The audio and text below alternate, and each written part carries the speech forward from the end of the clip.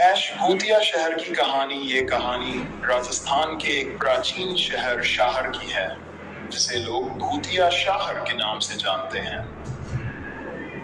Shower कभी एक समृद्ध और जीवंत नगर था, जहां कला, संस्कृति और व्यापार का खूब विकास हुआ था।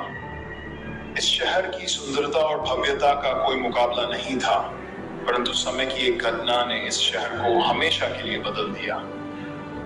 ये कहानी है उस श्रापित नगर की, जिसके खंडहर आज भी रात के अंधेरे में जीवंत होते हैं, जहां भटकती आत्माएं आज भी मुक्ति की तलाश में हैं।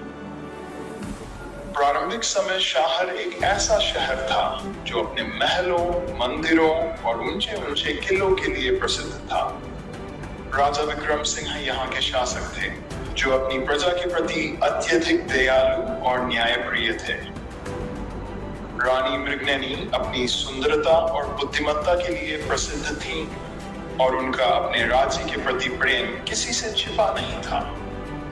लोग उन्हें देवी की तरह पूजते थे। शहर के लोग खुशहाल और संतुष्ट थे। हर साल यहाँ मेले लगते थे, जिसमें दूर दूर से व्यापारी और कलाकार आते थे। शहर अपनी समृद्धि के शिखर पर था। शहर में हर जगह रौनक और उत्सव का माहौल रहता था, लेकिन शायद किस्मत को कुछ और ही मंजूर था। तांत्रिक भैरवनाथ का आगमन। एक दिन शहर में भैरवनाथ नाम का एक तांत्रिक आया। उसने खुद को महान साधु और तपस्वी बताया, और धीरे धीरे शहर के लोगों पर अपनी पकड़ बनाने लगा। भैरवनाथ काले जादू का माहिर था, और उसने अपनी शक्तियों से कई चमत्कार दिखाकर लोगों का ध्यान आकर्षित किया। राजा विक्रम सिंह ने उसे अपने महल में आमंत्रित किया, और जल्दी ही उसे अपना खास बना दिया।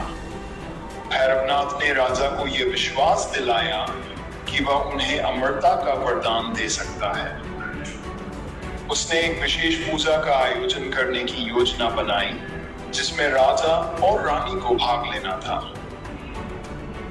भैरवनाथ ने बताया कि इस पूजा के माध्यम से राजा और रानी को अमृत और अपार शक्तियां प्राप्त होंगी, लेकिन इसके लिए कुछ विशेष नियमों का पालन करना होगा। काले जादू का असर। भैरवनाथ ने राजा के सामने अमरता की औषधि का लालच रखकर पूजा शुरू की, परंतु भैरवनाथ के इरादे बुरे थे। उसने काले जादू का सहारा लेकर पूरे शहर को श्रापित करने की योजना बनाई थी।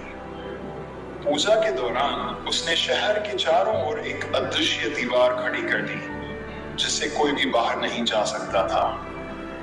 शहर के अंदर अजीब घटनाएं होने लगी। धीरे धीरे शहर में अजीबोगरीब घटनाएं घटने लगी। लोगों को भयानक सपने आने लगे, और रात में किसी के चलने और चिल्लाने की आवाजें सुनाई देने लगी। कुछ ही दिनों में शहर में महामारी फैल गई। लोग बीमार पड़ने लगे और अजीब तरीके से मरने लगे। राजा विक्रम सिंह को समझ नहीं आया कि आखिर क्या हो रहा है। श्राप का खुलासा जब शहर के प्रमुख ज्योतिषियों और पुजारियों ने इसकी जांच की, तो उन्होंने बताया कि यह सब भैरवनाथ के काले जादू का परिणाम है। उन्होंने राजा को बताया कि भैरवनाथ ने शहर पर श्राप डाल दिया है, और इसे श्राप मुक्त करने के लिए बड़ी बलि की आवश्यकता होगी। राजा ने तुरंत भैरवनाथ को बुलाया, लेकिन तब तक बहुत देर हो चुकी थी। भैरवनाथ ने राजा और रानी पर भी अपने जादू का असर डाल दिया था। भैरवनाथ ने खुद को शक्तिशाली घोषित कर दिया, और राजा को भी अपने वश में कर लिया। धीरे धीरे शहर की सारी खुशहाली खत्म हो गई। महल, बाजार और गलियां सुनसान हो गई। लोग भैरवनाथ के आतंक से डरने लगे। जो भी इस शहर से बाहर जाने की कोशिश करता, उसकी मौत हो जाती। रानी मृगनयनी का बलिदान शहर को श्राप मुक्त करने का एकमात्र उपाय रानी मृगनयनी का बलिदान था। यह सुनकर रानी स्तब्ध रह गई। उन्हें अपने राज्य और प्रजा से अत्यधिक प्रेम था, इसलिए उन्होंने अपने प्राणों की आहुति देने का निर्णय लिया। उन्होंने एक विशेष पूजा का आयोजन किया और अपने जीवन का बलिदान कर दिया। लेकिन रानी का बलिदान भी श्राप को समाप्त नहीं कर पाया। भैरवनाथ ने रानी की आत्मा को भी अपने जादू से बांध लिया, जिससे वह भी शहर के अन्य आत्माओं की तरह इस श्रापित शहर में भटकने लगी। रानी की आत्मा आज भी अपने शहर की मुक्ति के लिए विलाप करती है। भूतिया शहर का जन्म रानी के बलिदान के बाद भी शहर का श्राप नहीं टूटा। शहर अब एक भूतिया शहर बन चुका था, जहां केवल आत्माएं भटकती थीं। लोग कहते हैं कि रात के समय वहां से अजीब आवाजें आती थीं। कई बार लोगों ने रानी मृगनयनी की रोने की आवाजें सुनी, तो कभी भैरवनाथ की हंसी। शहर की गलियों में कभी किसी की परछाई दिखाई देती, तो कभी कोई रहस्यमयी आकृति। इस शहर में जो भी आता, उसे या तो मौत का सामना करना पड़ता या वह पागल हो जाता। आसपास के गांवों के लोग दिन में भी शहर की तरफ जाने से डरते थे। शहर के खंडहर, ऊंचे किले और महल अब वीरान हो चुके थे। मंदिरों में अब कोई पूजा नहीं होती थी और महलों में कभी रहने वाली रानी और राजकुमार की जगह अब भटकती आत्माओं का बसेरा था। खोजकर्ताओं का सामना शहर की भूतिया कहानियां सुनकर कई खोजकर्ता, वैज्ञानिक और तांत्रिक इस रहस्य की तहकीकात करने के लिए यहाँ आए। उनमें से कई वापस लौटकर नहीं आए और जो लौटे वे भी मानसिक रूप से विचलित हो चुके थे।